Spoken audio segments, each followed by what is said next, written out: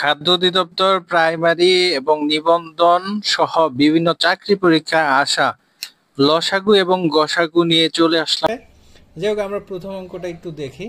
প্রথম অঙ্কটা বলছে কি, কোনো ক্ষুদ্রতম সংখ্যাকে 5, 10, 15 দ্বারা ভাগ করলে অবশিষ্ট থাকে কত? 4। এই যে অবশিষ্ট 4 কি করবেন আপনি, সেটাই তো আপনি বুঝতে পারেন না। তো এই জন্য আমি কিন্তু আজকে এই ভিডিওটা আপনাদের জন্য নিয়ে আসছি। দেখেন, কোনো ক্ষুদ্রতম সংখ্যা যদি বলে একদম ডাইরেক্ট কোনো কিছু চিন্তা করবেন না, শুধু লসাগু করে দিবেন। ক্ষুদ্রতম সংখ্যা বললেই কি করবেন? লসাগু করবেন। এখন আমরা কি করব? 5, 10, 15 এর লসাগু যদি আমরা করি, 5 দ্বারাই যায়।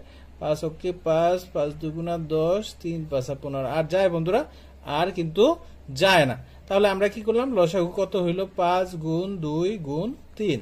তাহলে কত হলো? 5 গুণা 10, 3 10 30। এখন আমরা কি করব?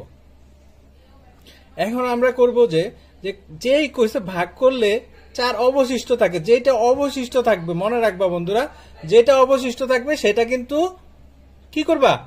যোগ করে দিবা। আর যেটা যোগ করতে বলবে সেটা বিয়োগ করে দিবা। যাই হোক, সেটা আমরা নেক্সট টাইমে দেখাচ্ছি। তো 30 যোগ, আর আমার যেহেতু অবশিষ্ট আছে কত? 4 অবশিষ্ট যোগ করলে 34। আমার অ্যান্সার কিন্তু এখন 34।